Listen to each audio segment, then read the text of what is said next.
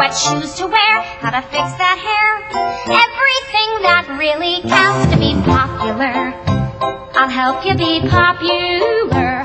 That's from the wildly popular musical Wicked. Welcome back to CBS 2 at the Tonys. I'm Dana Tyler. The audience has made Wicked a smash hit, and it's picked up 10 Tony nominations, including nods for the show and its 2 witchy stars. They are powerhouse leading ladies, Kristen Chenoweth as Glinda the Good Witch and Idina Menzel as Elphaba the Wicked Witch of the West. We meet them way before Dorothy as college roommates, one pretty and popular, the other an exotic outcast, who at first despise each other. It's an amazing part to play because of the layers. I mean, it's so great in the beginning because you get the laughs because people think, oh, I know that girl, I went to school with that girl, or she lives by me, but then she grows as a person. We find out the shallowness comes from insecurity. Barely 5 feet tall, this 1999 Tony winner juggles other jobs. Still, the Oklahoman finds comfort and comic relief in Oz. This is Glinda's crown, and as you can see, it's straight on.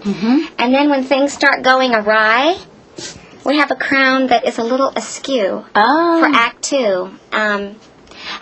Just like Glinda, she's a little askew. I get my makeup on and get my wig on and become Glinda.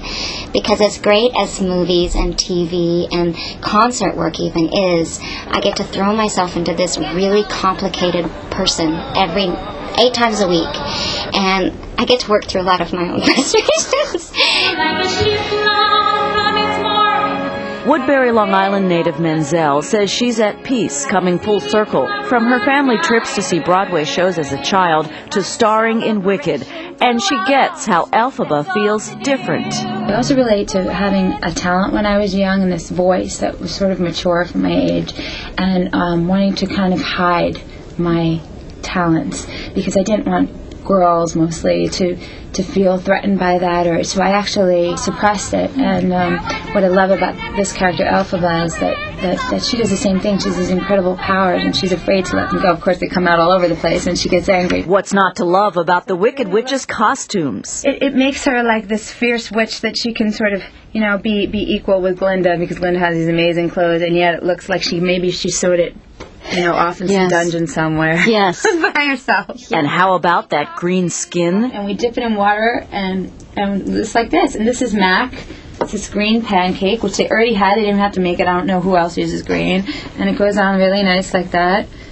And then once it's on, then we buff it with like a dry thing so it gets all the, makes it smooth. Add some sparkly stuff and it's a team effort that's down to about 20 minutes. Meanwhile, Glittery Glinda's on first and gets harnessed into her bubble.